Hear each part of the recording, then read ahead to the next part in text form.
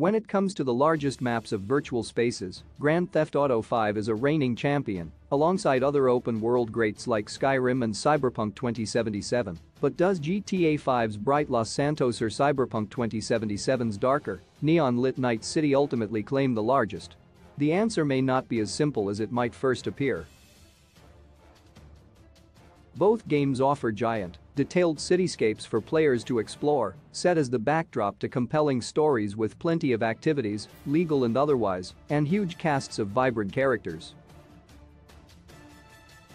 Comparing the two directly runs into a number of potential hiccups, as the cities ultimately don't resemble each other in many ways, despite being metropolises of considerable size with lots of nooks and crannies to get lost in. But there are enough points of comparison to make it an interesting study. Cyberpunk 2077's open-world map compares favorably to many similar games in terms of both scale and detail, but some of these strengths are also shared by GTA 5's map.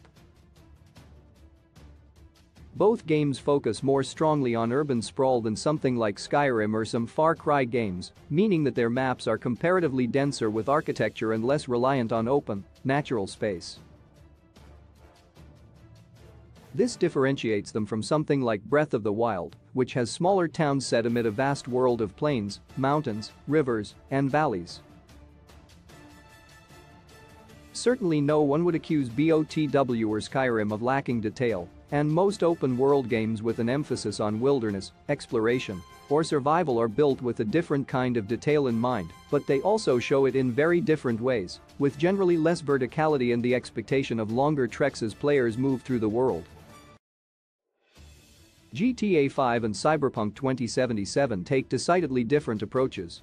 GTA 5's city of Los Santos is a huge open-world map. To begin any sort of comparison, the overall size of each game's city needs to be calculated off and no mean feat of mathematics when official data from a developer or publisher isn't available. Thankfully, dedicated fans like Bean have provided something that seems robust enough to pass muster for a detailed comparison.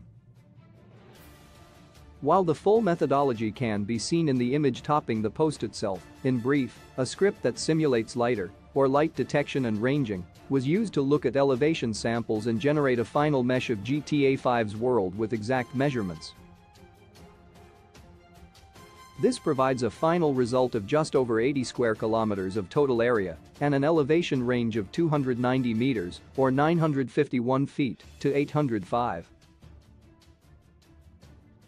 19 meters, or 2641 feet. These are not insignificant measurements, as it turns out. How big Skyrim's map actually is has been estimated by Martin Sajka at just over 37 square kilometers. Given Skyrim's reputation as one of the longest-lasting open worlds in gaming, with many fans actively playing 11 years after its initial release, GTA 5, having what appears to be double the playable area is highly impressive. However, there are further nuances that diminish GTA 5's overall map size. In the same thread, Bean links to a comparison of GTA 5's land and water. Surprisingly, 36% of the total playable area is calculated to be ocean, leaving only about 51.3 square kilometers of landmass that players can explore on foot.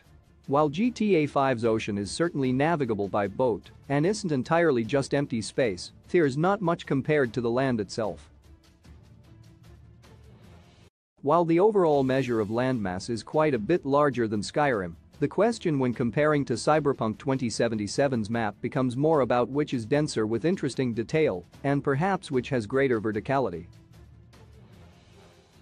Cyberpunk 2077's map shows off Night City's verticality at every turn. Cyberpunk 2077's Night City is different from Los Santos in a few key respects. To begin with, it's a futuristic metropolis set in an era of high technology, and this changes certain elements of the way its city is laid out. In terms of overall size, it definitely loses out against GTA 5, as Twinfinite has estimated the general dimensions at about 43.5 square kilometers. That's about half the size of GTA 5's overall map, though certainly a lot closer to its total landmass. Where it gets complicated is considering how much taller Cyberpunk 2077's Night City is, with photo mode opportunities aplenty from rooftop vista points. Hard data is difficult to come by, but there's no denying that Night City is an environment that hinges on verticality in a way that Los Santos simply doesn't.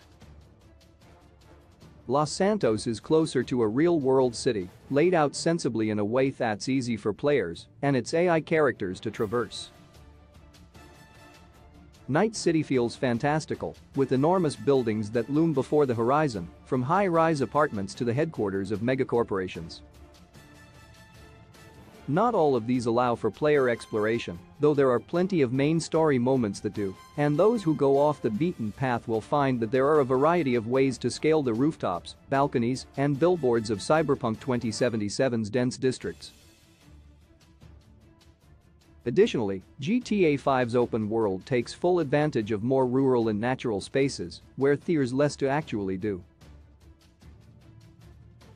This adds considerable variety. Of course, mere size or density are not the only worthy measures of a map, after all, but Cyberpunk 2077's city has comparatively fewer and smaller, non-urban spaces.